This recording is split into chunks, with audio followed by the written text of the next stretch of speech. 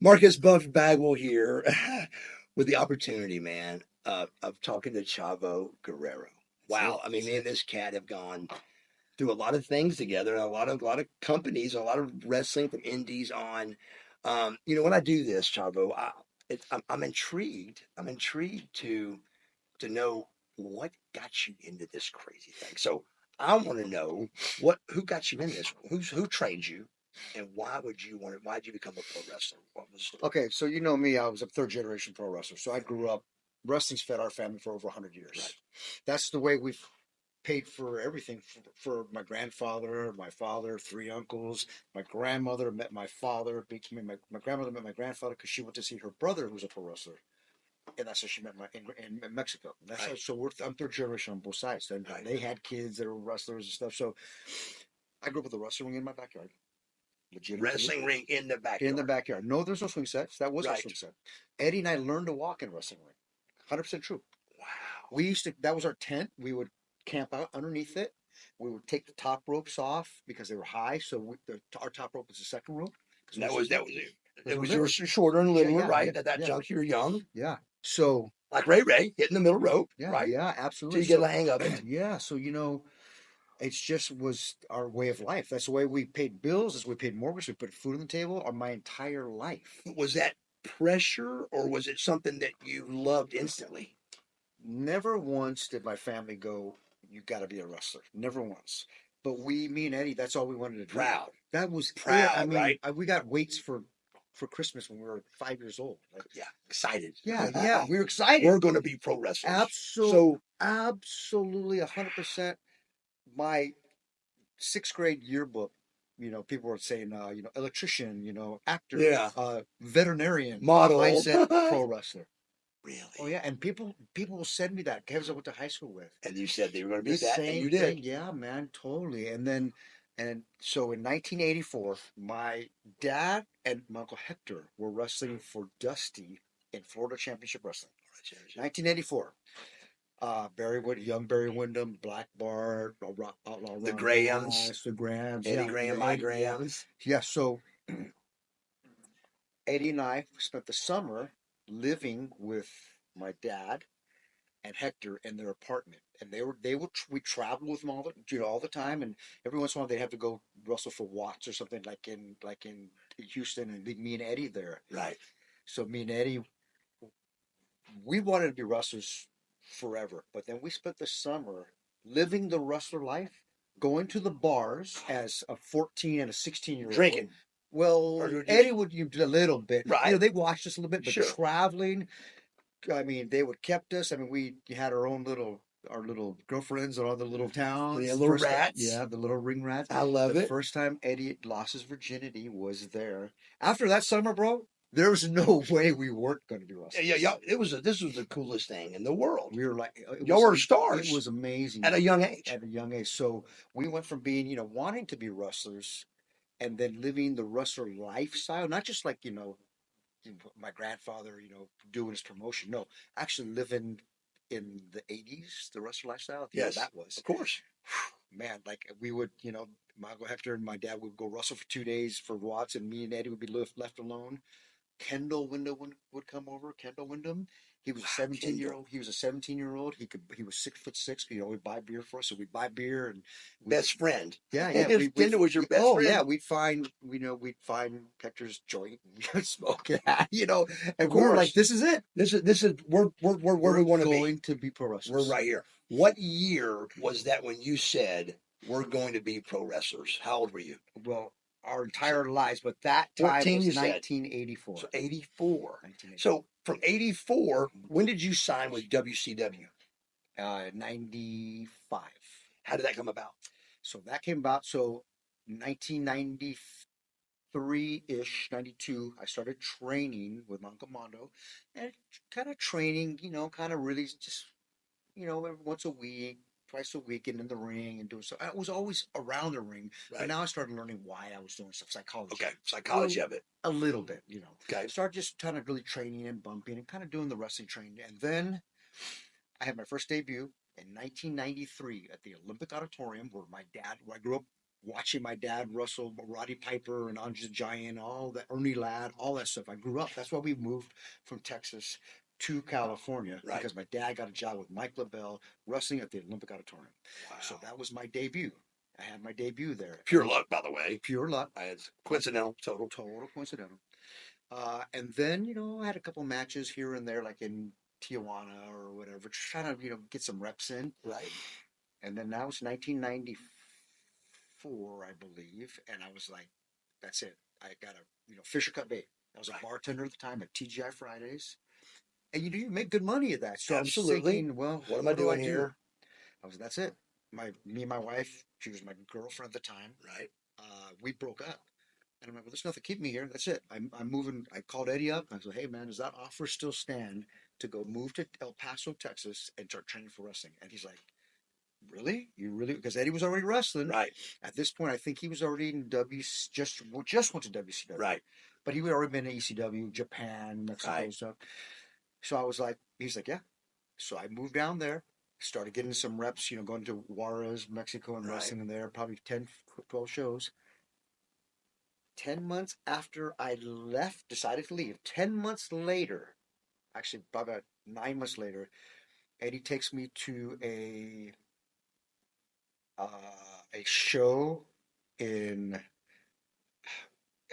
where was it? It was like in Mississippi or something like that. But a regular indie show. It was it takes me to WCW show. Oh, a WCW. Wow. Okay. A house show.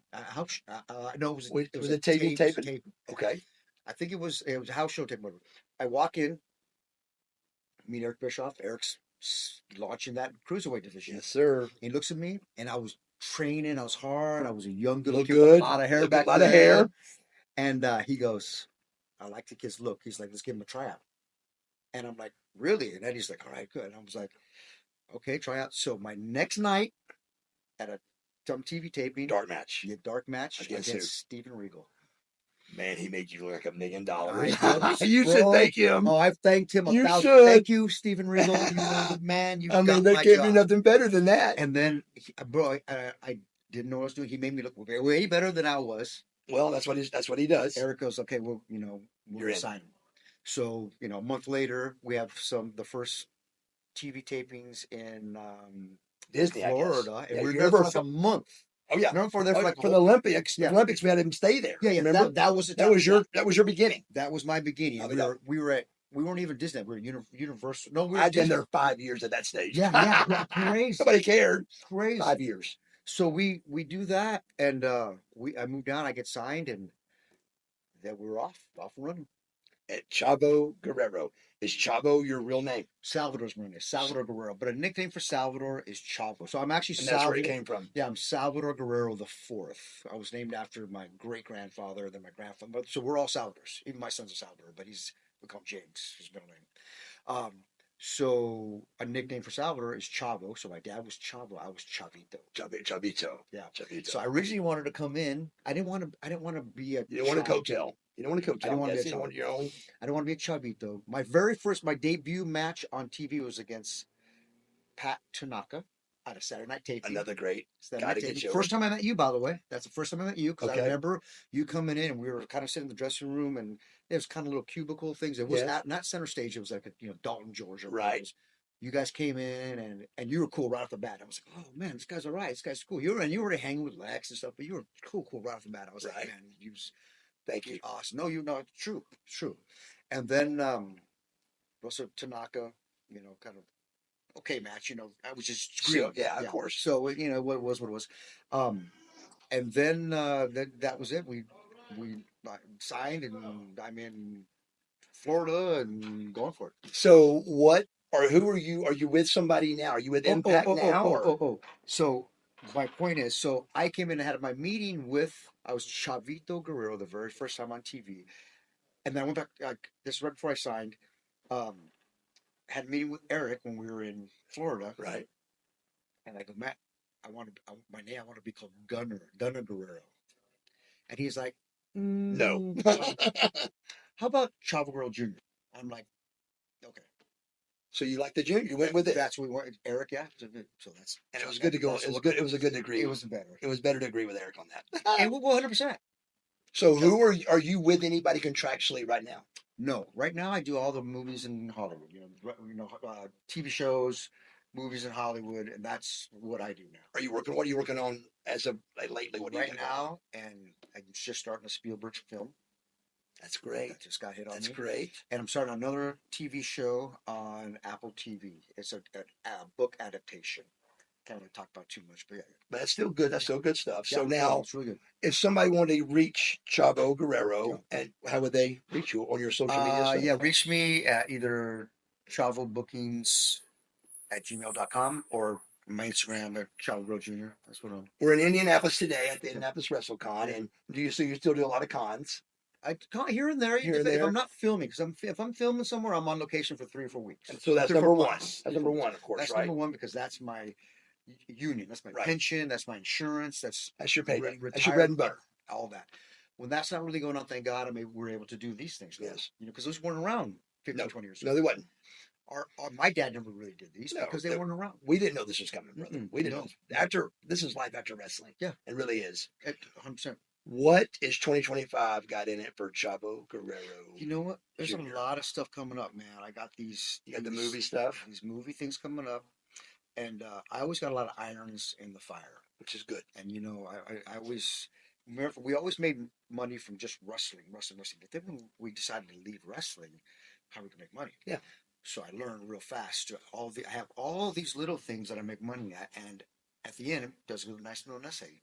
When one thing dries up, I take it out and replace it with something else. That takes out, I replace it with something else. So I always have a lot of things going on. Cons, seminar, a little match here and I there. love that. A TV show or movie. I have my own beer out. I don't know if you know that. The Los Guerreros. Tell us, what is it? Los Guerreros Mexican Lager. It's in California, Western states, but we're trying to get it. We're trying to get it Mania. We'll see if it's around that or in Vegas. We'll end this interview with this. So, Minneapolis, Minnesota. Yep. I'm Buff Bagwell in really good shape, and somehow at the Target Center, I'm going down to work out, and Chavo hops in with me. That's right. I remember what body parts we trained. We trained chest.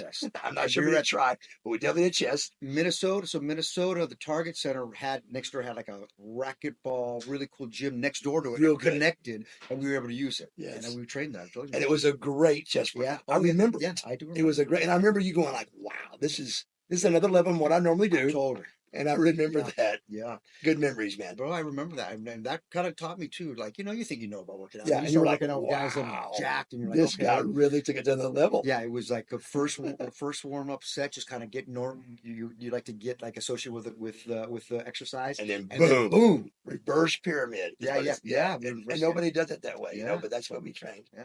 A lot of great memories, brother. Man. Always, man. I love you, buddy. I love you too. Great to see you doing Chavo, well, man. Chavo Guerrero Jr. That's it, man. My boy, Buff Bagwell right here. Thank you, buddy. Thank you. Thanks so much.